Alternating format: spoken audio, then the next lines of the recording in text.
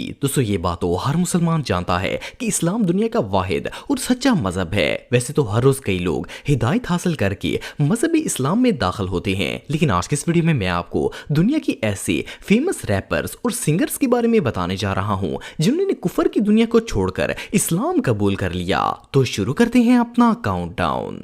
Ice cube. दोस्तों ice cube एक American wrapper, song writer और फिल्म मेकर हैं। इनका नाम ओशिया जैक्सन है, लेकिन म्यूजिक की दुनिया में इन्हें आइस क्यूब के नाम से जाना जाता है।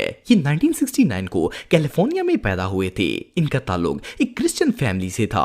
इन्हें बचपन से ही रैप सॉन्ग सुनने का बहुत शौक था और इनकी ख्वाहिश थी कि ये बड़े होकर रैपर बनेंगे। इन्होंने 16 साल की उम्र में म्यूजिक इंडस्ट्री ज्वाइन की थी और तेजी से कामयाबी की सीढ़ियां चढ़ना शुरू कर दी। इवन ये एक बहुत फेमस हॉलीवुड मूवी स्टार भी हैं, लेकिन इन्हें हमेशा लगता था कि इनकी लाइफ इनकम्प्लीट है और ना ही जिस मजहब से ये ताल्लुक रखते हैं वो एक परफेक्ट रिलीजन है। इवन इन्होंने बहुत से मजाहिब को स्टडी किया, जिनमें से एक इस्लाम भी था। इनका कहना था कि इन्हें इस्लाम में वो सब कुछ नजर आ गया जो कि एक ट्रू रिलीजन में होना चाहिए। सो इन्होंने इस्लाम कबूल करने का फैसला कर लिया। आइस क्यूब ने 1990 में बाकायदा तौर पर ऐलानिया इस्लाम कबूल किया था और इसके बारे में इन्होंने सबको बताया भी था। इन्होंने अपने इंटरव्यू में बताया कि इन पर कोई भी मजहब इस तरह फिट नहीं होता जैसा कि इस्लाम फिट होता है। ये दीन इनके लिए परफेक्ट है और अब वो सारी जिंदगी इसी पर कायम रहेंगे। It didn't fit on me like Islam did. Islam to me feels like a tailor-made suit for me in my life. Jennifer ground. दोस्तों जेनिफर अमेरिका की एक बहुत ही फेमस सिंगर थी। जेनिफर ज्यादातर अरेबिक सॉन्ग्स गाना पसंद करती थी। हालांकि ये क्रिश्चियन थी, लेकिन इसके बावजूद इन्हें अरबी जबान पर मुकम्मल तौर पर अबूर हासिल था।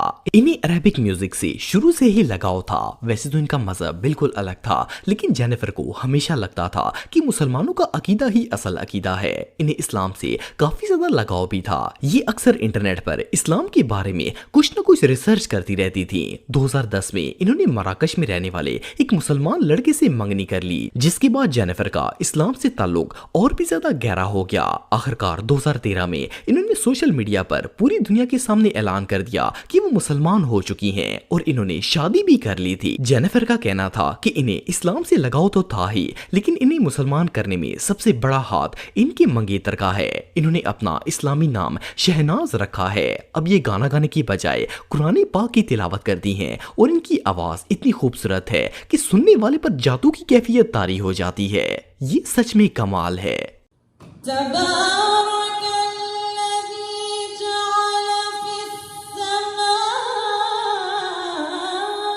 Dutch valley. दोस्तों अगर अमेरिका के सिंगर्स की बात की जाए तो डच वैली का नाम सबसे फेमस म्यूजिशियंस में आता है। इनका असल नाम स्टीफन फैबुलस है और इनकी उम्र 29 साल है। ये क्रिश्चियन फैमिली में पैदा हुए थे और इन्हें सिंगिंग का बहुत शौक था। 2016 में इन्होंने बाकायदा रैप सिंगिंग स्टार्ट की थी। डच वैली ने कम वक्त में ही बहुत ज्यादा फेम हासिल कर लिया था, लेकिन अनफॉर्चुनेटली 2018 में इन्हें गैर कानूनी असला रखने की बिना पर गिरफ्तार कर लिया गया और 2 साल तक इनके करियर पर पाबंदी लगा दी गई। ये इनके लिए एक बहुत बड़ा लॉस था।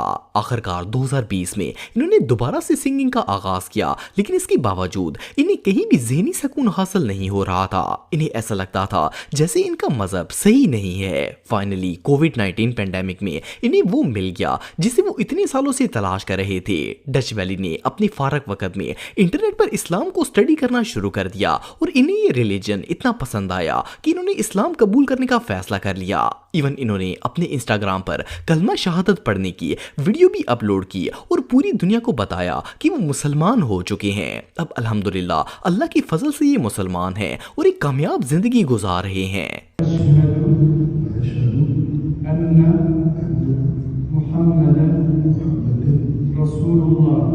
John Fontaine. दोस्तों जॉन फॉन्टेन एक फेमस जैज सिंगर थे जो कि मैनचेस्टर में पैदा हुए थे। जॉन और इनकी फैमिली का ताल्लुक कैथोलिक मजहब से था। इन्हें बचपन से ही सिंगिंग का बहुत शौक था। ये अक्सर चर्च में जाकर म्यूजिक बजाते थे और सिंगिंग करते थे। लेकिन जब जॉन 17 साल के हुए तो इन्होंने इस काम को ऐसे प्रोफेशन स्टार्ट कर दिया।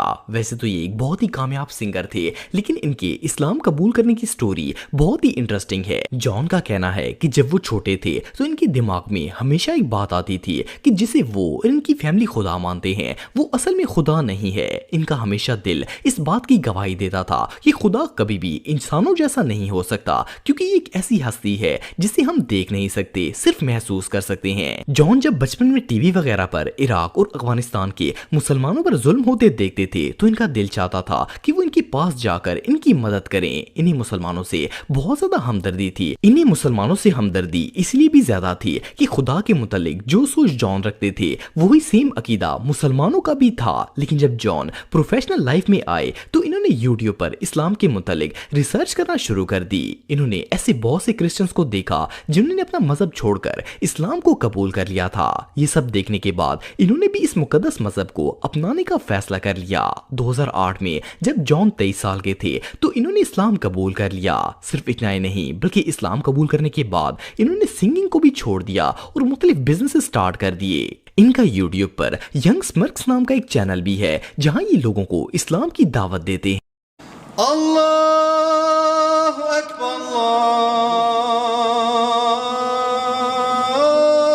अल्लाहु अकबर। जूलियन ड्रोलन, दोस्तों ये जो शख्स आप दिख रहे हैं इनका नाम जूलियन है और ये एक म्यूजिशियन और सिंगर हैं। इनकी उम्र 40 साल है और इनका ताल्लुक फ्रांस से है। ये पैदाइशी तौर पर एक क्रिश्चियन थे और जब जूलियन छोटे थे तो इनका दिल चाहता था कि ये एक पादरी बने और लोगों को ईसाइयत की तरगीब दें, लेकिन इनके पेरेंट्स इन्हें बुद्धिस्ट बनाना चाहते थे। सो इन्होंने छोटी उम्र में ही मेडिटेशन स्टार्ट कर दी थी। जूलियन का कहना है कि जब ये मैच्योर हुए तो इनके दिमाग में अपने रिलीजन को लेकर कई डाउट्स पैदा हो गए थे। इन्हें लगता था कि इनकी मजहब में कुछ न कुछ कमी है और ये अपनी जिंदगी ठीक से नहीं गुजार रहे। इवन कि इन्होंने अपने डाउट्स को दूर करने और सही मजहब ढूंढने के लिए बहुत से रिलीजन्स की स्टडी की थी, लेकिन इन्हें अपने सवालों का जवाब नहीं मिल सका। एक दिन जूलियन स्पेन में किसी कंसर्ट के लिए गए थे। कंसर्ट खत्म होने के बाद इनके दिमाग में एक अजीबोगरीब ख्याल आया और इन्होंने फैसला किया कि अब ये खुदा को तलाश करके ही रहेंगे। ये स्पेन के बॉर्डर पर चले गए और वहां से इन्होंने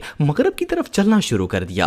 ये 30 दिन तक पैदल सफर करते रहे और इन्होंने 1000 किलोमीटर का सफर तय कर लिया, लेकिन इन्हें ऐसा कुछ भी नहीं मिला जो इन्हें कामिल मजहब ढूंढने में मदद कर सकता। आखिरकार ये एक मीटिंग के सिलसिले में अबू धाबी गए और जिस टैक्सी में ये बैठे थे उसका ड्राइवर एक मुसलमान था। इन्होंने उस ड्राइवर से पूछा कि यहाँ सबसे खूबसूरत जगह कौन सी है, तो उसने मस्जिद की तरफ इशारा कर दिया। जूलियन इस मस्जिद में चले गए और वहां पर अजान हो रही थी। अजान के अल्फाज सुनकर इन पर अजीब सी कैफियत तारी हो गई। इनका कहना था कि इन्हें अपनी पूरी जिंदगी में ऐसा सुकून कभी नहीं मिला था जो अजान सुनकर मिला था। इनका दिल गवाही देने पर मजबूर हो गया कि यही वो सच्चा मजहब है जिसकी इन्हें तलाश थी। आखिरकार इन्होंने 2012 में बाकायदा तौर पर इस्लाम कबूल कर लिया और अल्हम्दुलिल्लाह अब ये इस्लाम के दामन में हैं। बिस्मिल्लाहिर्रहमानिर्रहीम।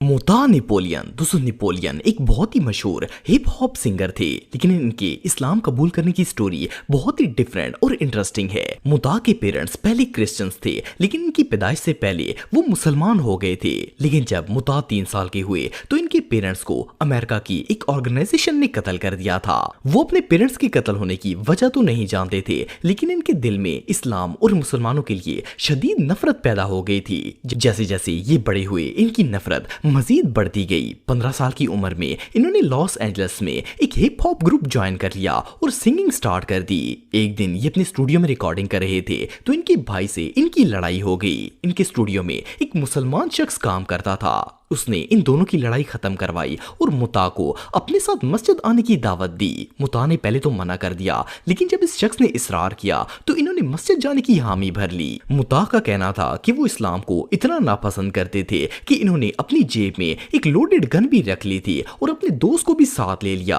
लेकिन जब वो मस्जिद में गए तो इन्हें वहां एक और ही दुनिया नजर आई। इनका कहना था कि मस्जिद में तमाम अरबी, अजमी, अमेरिकन, पाकिस्तानी और इंडियन एक ही सफ में खड़ी होकर नमाज पढ़ रहे थे और एक दूसरे को भाई भाई कर कर बुला रहे थे। मुता ये सब देखकर शौक हो गए और इन्होंने इस्लाम को डिटेल से स्टडी करना शुरू कर दिया। कुछ ही अरसे में ये इस्लाम की तालीमात से इतने मुतासर हो गए कि इन्होंने इस्लाम कबूल कर लिया और हज करने के लिए सऊदी अरब पहुंच गए। इनका कहना था कि इन्हें मक्का मुकरमा जाकर बहुत ही सुकून मिला। आहिस्ता आहिस्ता इनका अल्लाह ताला से ताल्लुक इतना ज्यादा हो गया कि इन्होंने सिंगिंग भी छोड़ दी और अपनी फैमिली को लेकर परमानेंटली सऊदी अरब शिफ्ट हो गए। अब मुता एक मोटिवेशनल स्पीकर हैं और इनका नाम शहबाज है।